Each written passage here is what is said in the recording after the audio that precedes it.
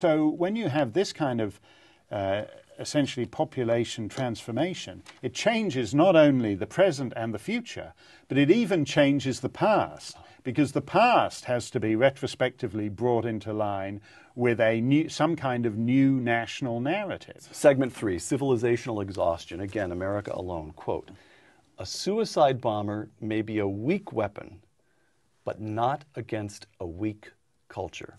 Explain that.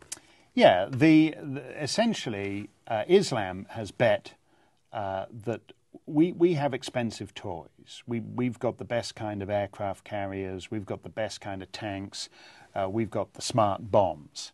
And that's a short-term advantage. If you want to pick a fight on a battlefield, if you want to pick a fight that is slightly more ambiguous, that never actually calls out the force you're up against onto the battlefield for a big tank battle, then what matters is will. What matters is will.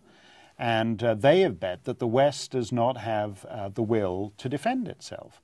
And they see that every day of the week. For example, in the way Comedy Central just a couple of days ago caved in and censored the show South Park. I don't really know much about South Park. I don't watch it particularly. I don't have a TV reception worth speaking of.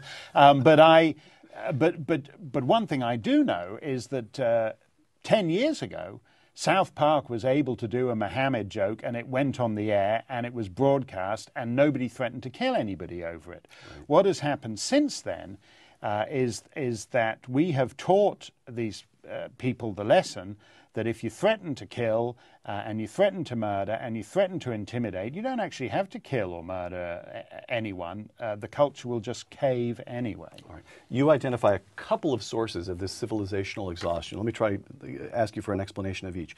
Again, I'm quoting from America Alone. Most mainline Protestant churches are to one degree or another post-Christian. They hold, actually I'm quoting this sentence just